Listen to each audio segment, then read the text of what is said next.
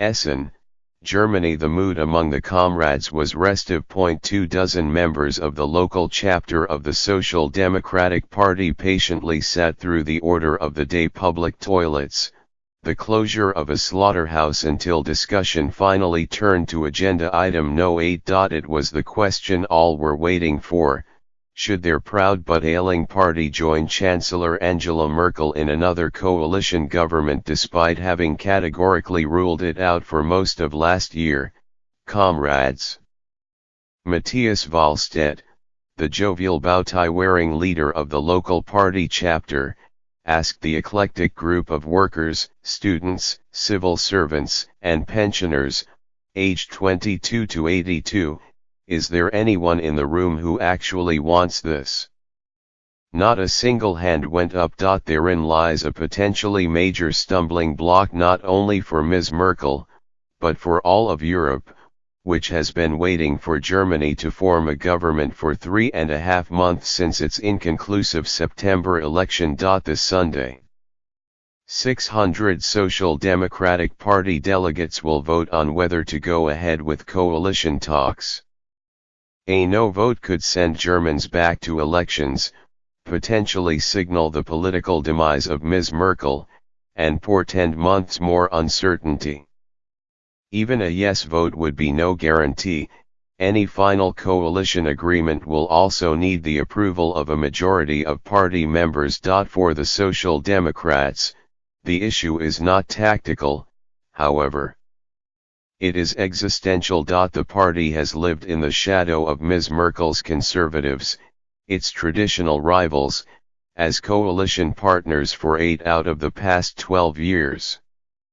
Those governments have been admirably capacious, straddling the political spectrum, but they have also left increasing numbers of Germans feeling that they have been denied a true political opposition. In that time, the Social Democrats have watched their share of support dwindle. When Ms. Merkel took office in 2005, the Social Democrats got 34% of the vote. By last September, that share had shrunk to 20.5%, their lowest since 1933. Instead, many voters defected to the extremes on left and right. The populist Alternative for Germany broke into the parliament for the first time, finishing third. Throughout the campaign, the Social Democratic leader, Martin Schulz, seemed aware of the trap for his party, and vowed never to go into coalition with Ms. Merkel again. But he has spectacularly changed his mind. Party members like those in the Essen, in Germany's old industrial heartland, not only feel betrayed.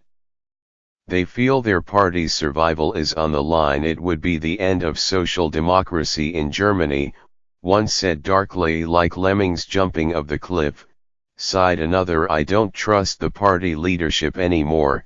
Why should voters?"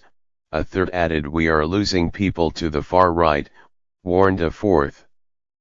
And as if on cue, Norbert Ratke, a retired auto worker and party member for 35 years, announced, "If they do this, I'll quit." In a rebellious if symbolic vote, Social Democrats in the eastern state of Saxony-Anhalt have already voted against talks. The Berlin chapter swiftly followed suit. Senior Social Democrats frantically toured the country this week, trying to sway their restive base. Leading mayors and prominent lawmakers from the party's left wing also urged the party's rank and file to back another coalition, promising a review of any new government 2 years down the line. The biggest number of delegates, 144, comes from North Rhine-Westphalia, Germany's most populous state and home to old steel and mining towns like Essen, where the Social Democrats long had a solid voter base. But that base has been crumbling. "If we don't find our way back to a social democracy that sets itself apart, then not much will be left of this party," said Arno Bischoff, who also attended the meeting in Essen. He is one of 5 delegates the city will send to Bonn on Sunday. He reckons all five will vote against coalition talks. The last time the party went into a coalition with the Conservatives in 2013, members were skeptical, too, but in the end 3 in 4 backed it. The pressure to safeguard stability in Germany and Europe weighs heavily again. But many now see a stint in opposition as the only credible hope for the party to reinvent itself and address a much deeper identity crisis that faces the left across the Western world. We still think in old industries, said Mr. Wallstedt, an infrastructure expert. We need to think about worker rights in the gig economy and precarious jobs. That's where we're needed. Having rallied behind the neoliberal policies of their center-right rivals for the past 2 decades, center-left parties have been obliterated from the Netherlands to Poland. But it is the example of Austria that comes up most. There, a long-standing coalition between conservatives and social democrats recently gave way to a coalition of the conservatives with the far right. This is not just about the future of our party, it's about the future of our political culture, said Lucien Lucas, a member of the Social Democratic Youth Movement in Essen. Another grand coalition in Germany would make the AfD the biggest opposition party in parliament. In parts of eastern Germany, it has already overtaken the Social Democrats as the second biggest party. When there is a shift to the right in the country, is it really a good idea to make the far right the main opposition party?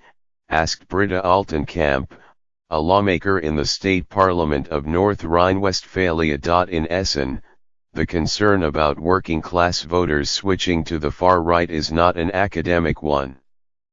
Even Germans with Turkish roots are defecting, said Deniz Ibis, a 30-year-old security worker. Surprised at the AfD's strong showing in his own heavily Turkish neighborhood, he had asked around.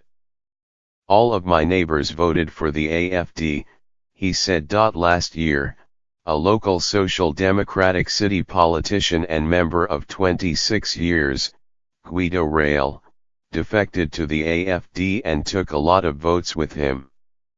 An active miner like his father and grandfather before him, he comes from a family of social democrats. I'm still a social democrat, Mr. Rail said over a non-alcoholic beer in his local bar this week, only inside the AfD. He quit the Social Democratic Party over migration policy and a sense that the leadership had completely lost touch with working people. The migration issue is front and center for many working-class voters here. Karl-Heinz Andruskat represents the Social Democrats in the struggling and ethnically mixed north of Essen, which has received disproportionate amounts of asylum seekers since 2015 compared with the wealthier south of the city. People care about migration, crime, worker rights, and pensions, Mr. Andruskat said. But let's not fool ourselves, migration comes first. The way the people in my district talk about refugees, they say things for which you'd get thrown out of the party, he said.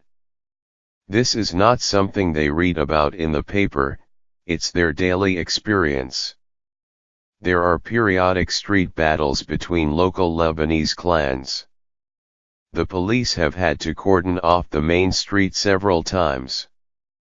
Petty crime in the neighborhood, an old miners' settlement, has crept up, too, locals report. Many women on Mr. Andruskat's street, his wife included, have applied for a small arms license after being harassed on the street by young migrants. 2 years ago, 3 local Social Democratic politicians caused a stir when they planned a protest demanding a stop on refugees sent to the north. Their slogan was, "The North is full." The party leadership banned them from holding the protest. In the end they cancelled because the extremist Nationalist Party of Germany was planning to join. If another grand coalition happens, Mr. Rail, the AfD defector, is certain, the Social Democrats are finished and the AfD will become the second biggest force in German politics. But he does not think the members of his former party will let it happen. Which is why the AfD is already drawing up party lists for new elections.